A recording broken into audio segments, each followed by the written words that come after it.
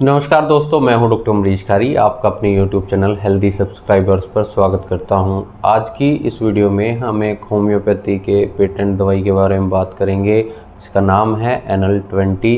New life company इसे बनाती है। इस दवाई में क्या कंपोजिशन रहता है और इसे कहाँ यूज़ किया जाता है, यानी किन सिम्टम्स और किन डिजीज़ में से हम पेशेंट को देते हैं, जानने के लिए वीडियो पूरा देखें।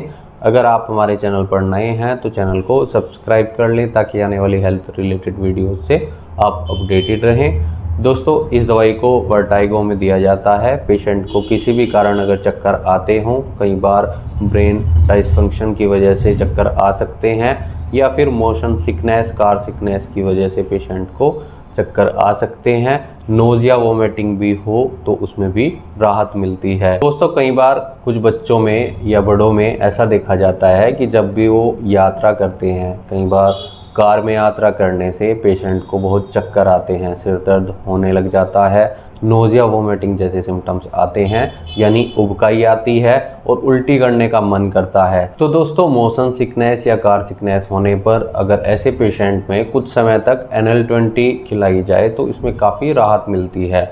इसे आप इंस्टेंट भी यूज़ कर सकते हैं, यानी यात्रा के दौरान भी इसे ले सकते हैं, उसमें भी ये बहुत इफ़ेक्टिव रहती है। इसके लेने से पेशेंट को कोई चक्कर नहीं आते हैं, यात्रा में उल्टी और उबकाई करने का मन भी नहीं होगा। चलिए अब जानते हैं कि इसके और क्या यूजेस होते हैं, यानी और कहाँ यूज़ की जाती है। इसे हम हेडेक में भी दे सकते हैं। पेशेंट को अगर सिर दर्द हो, लंबे समय से सिर दर्द हो, सिर दर्द के कारण पेशेंट को साथ में चक्कर भी हो, तो उसमें ये दवाई बहुत इफ़ेक्टिव रहती है। इसके अलावा ये दवाई रेस्पिरेटरी प्रॉब्लम्स में भी दी जा सकती है, या डाइजेशन से संबंधित अगर पेशेंट को कोई परेशानी आती है तो उसमें भी ये दवाई दी जाती है। लेकिन अगर साथ में पेशेंट को चक्कर आते हों, उबकाई का मन करता हो, तो उसमें ज़्यादा इफ़ेक्टिव रहती है। अब इसके कॉम्पोजिशन की बात कर लेते हैं, यानी इसमें कौन सी होम्योपैथी मेडिसिन डाली गई है। सबसे पहले जो सबसे ज़्यादा यूज़ की जाती है मोशन सिकनेस में, कार सिकनेस में, या फिर कहा जाए तो वोमिटिंग के लिए, नोज़िया के लिए, उस दवाई का नाम है कोकुलस। वो इसमें डाली गई है। अगर पेशेंट जब भी सोने जाता है, उसको चक्कर आते हैं, चक्कर के साथ कई बार वोमिटिंग का भी मन करता है, या यात्रा के दौरान अगर पेशेंट को मोशन सिकनेस हो तो उसमें ये दवाई असरदार रहती है। इसके अलावा कोकुलस वीकनेस में भी बहुत इफ़ेक्टिव रहती है। ऐसे पेशेंट में अगर कमजोरी हो तो उसमें भी राहत मिलती है। अगली दवाई इसमें कोनियम डाली गई है। दोस्तों, कोनियम बहुत इफ़ेक्टिव रहती है। जब पेशेंट चलता है तो उसका बैलेंस बिगड़ जाता है, जिसके कारण उसे चक्कर आ सकते हैं, तो उसमें भी ये दवाई हम देते हैं। इसके अलावा मोशन सिकनेस में भी इसे हम देते हैं। जब पेशेंट को वोमिटिंग आती है तो उसमें काफ़ी राहत मिलती है। ये दवाई ख़ास तौर पर बूढ़े लोगों में दी जाती है।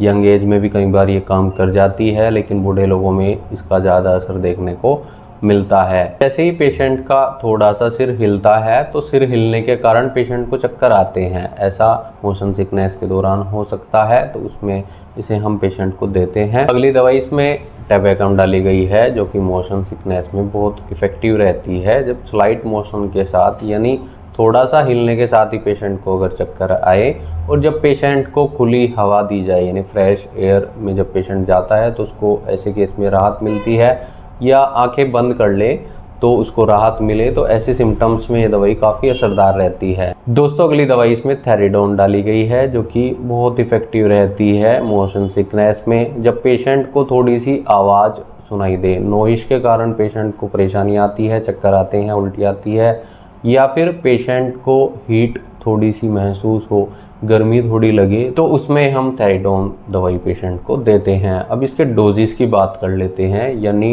NL20 को हम लेते कैसे हैं।